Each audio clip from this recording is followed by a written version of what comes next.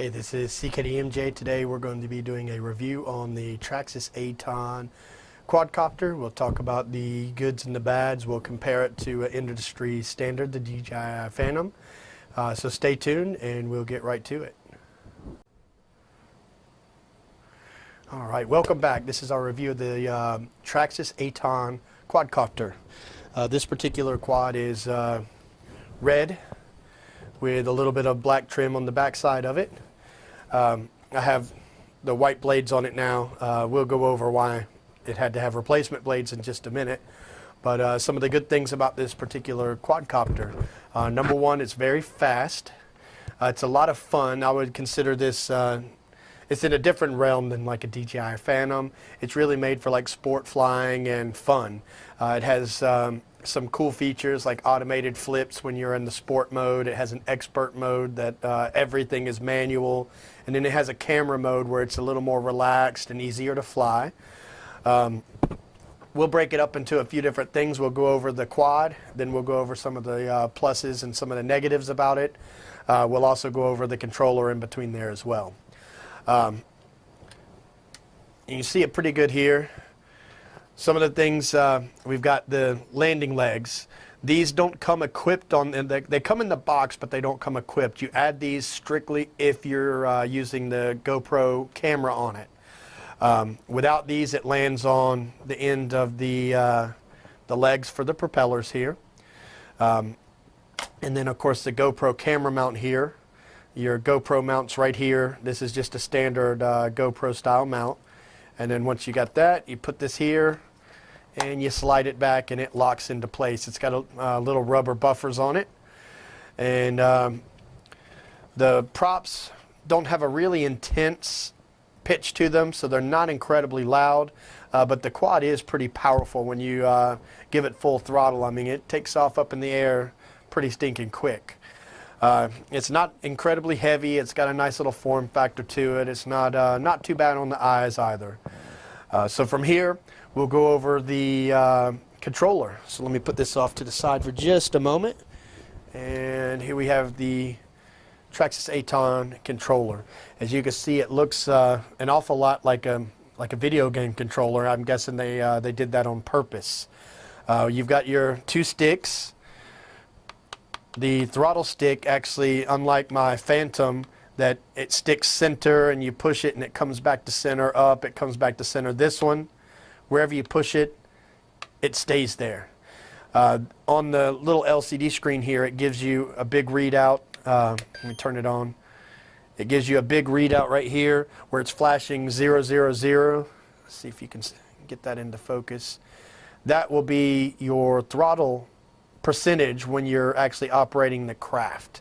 So basically, if you had it right here in between, that's 50%, and at that level it's supposed to hover in place, not go up, not go down.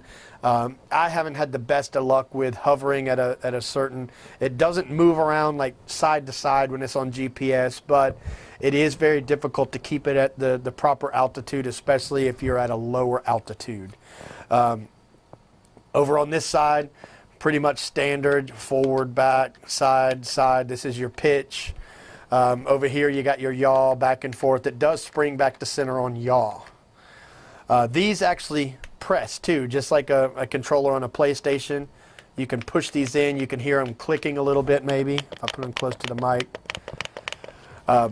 The one over here, this will cycle through your different modes, your camera mode, your sport mode, and your expert mode. I haven't found any reason for this one to click at the moment. I'm sure it does for some reason, but I haven't found any purpose for it. Your screen here is little.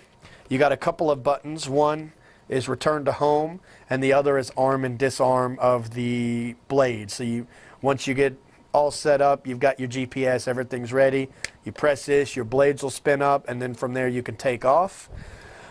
This one, if you're flying out, you can hit that. It'll return to home and land for you. So pretty basic, but good features.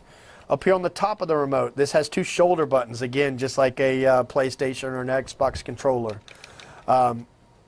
This one over here is basically initiates your stunts. So if you're in sport mode, you press this, Your screen will say F and then a number, either I think it's F1, F3, F1, F2, or F3.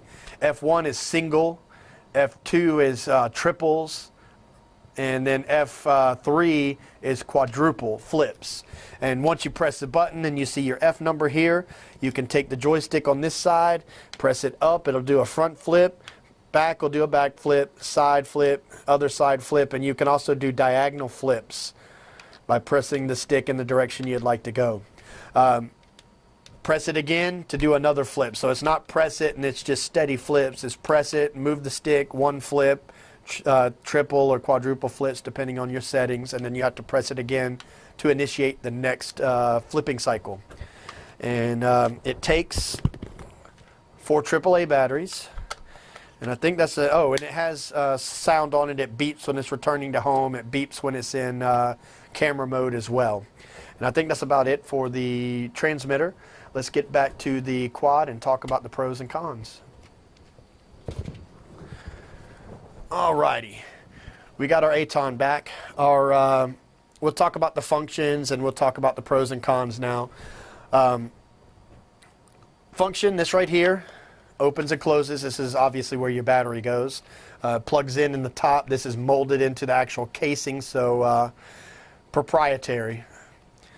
Up here, we have our lights. There's 4 LED lights on here. When you plug this up, telephone is going off. When you plug this up, the first one will come on. That's your power. Your last one over here will light up when you have communication between the actual craft and the controller. The second one is your GPS. Once you're locked into GPS, this one will come on. And then this third one is your home position locked in. So you basically, when you power it up, you power on your controller, you power up the craft, and then you want to wait for all these lights to come on before you actually take flight. You can override the GPS, but I wouldn't suggest it. It's a little bit, it's not the easiest craft to fly when you're not on GPS. It drifts around a lot and it's very quick, so it'll get away from you. Craft looks pretty good. I mean, it's not bad looking. It's got all brushless motors on it. It's got these landing legs. You use these when you're using the GoPro camera. Like we talked about earlier, we got the GoPro mount here so you can put your camera on it, fly it up and look at the stratosphere. Very, very fast. I can't remember the stats on how fast it actually is, but it is very fast. I think it was like, I want to say 40, 50 miles an hour, somewhere along those lines at full speed, and the expert mode when it can tilt itself as far as you allow it. The flips are very cool. It's a lot of fun to do the flips. We'll talk about the cons now. The cons are they have a 2-axis gimbal available for this particular craft. It's an extra $100. By the time you buy the craft, get an extra battery, get some extra props, you get your GoPro, and then you get your 2-axis gimbal. You've got, you know, a lot of money in here. Just the GoPro's, you know, $300. Another $100 for the 2-axis gimbal brings you to, you know, at least $400, and then you got another $300 for just the basic Aton copter. So you're talking $1,000. So if you're looking to do aerial photography, forget about the Aton. Go and get yourself a DJI Phantom. Another one of the cons I've found, the battery. It only takes Traxxas batteries specifically designed for an Aton. It doesn't take the regular 3S. It's a little bit shorter and smaller battery. The biggest one they make is 5,000 milliamp hours, which lasts a pretty good amount of time. It's decent. And then also you got a proprietary plug right here. So you can't use aftermarket batteries unless they have the Traxxas plug on them and are specifically designed to fit inside this little cabin here. Also, taking off. If you baby the throttle when you're trying to take off, in other words, you've got it down, you got all your lights on, you hit the arm button for the propellers, you start to take off. If you try to take off too slow, the turbulence from the blades will build up underneath the craft and it will actually turn it over upside down. The blades will continue to go and it'll tear itself to it'll tear the blades to shred. Anyway, it doesn't really hurt the copter.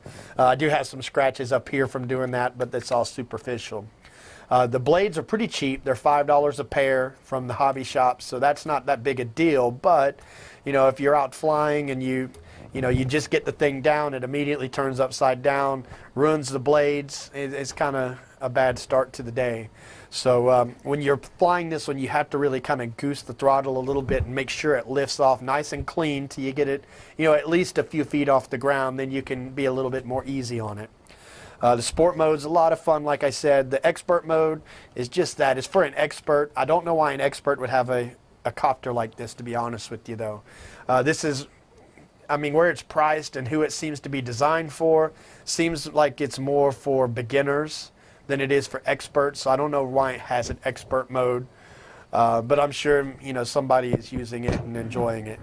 But all in all, this is a great quadcopter. Comparing it again to my DJI that I have, there's no comparison in the filming. It is a million times better using the DJI. The DJI is easier to fly, easier to film with, but this one does what the DJI can. It's more sporty. It does the flips and the fast flying and all that kind of thing. So vastly different copters. I just wanted to throw that in there to give some contrast between this and something that everybody is familiar with. So would I suggest the Aton copter? If you're looking for a sport copter, yes. If you find one for a really good deal, like I got this one really cheap, I would buy it. I mean, it's a good copter, especially if you get a good deal on it. If you have a little bit of money, go ahead and get the DJI if you're looking for filming, because again, by the time you get the GoPro, you get your 2-axis gimbal, you get the Aton, you've actually spent more money on this than you would have a much better, higher quality drone. So that's my review of the Traxxas Aton. Hope it helps, and make sure to leave your feedback below. Check out some of my drone videos. I've got a few with the camera on here so you can see that. Pretty twitchy because I don't have the gimbal, so the camera moves with the craft, so it's a very twitchy video. It's not very appealing, but they're there so you can take it out and see what it looks like. If you were to get this basic copter with the basic mount on it and put your GoPro on it, you can see exactly how the footage would look. Make sure to like and subscribe. We do new videos every week, so check it out, and we'll see you later.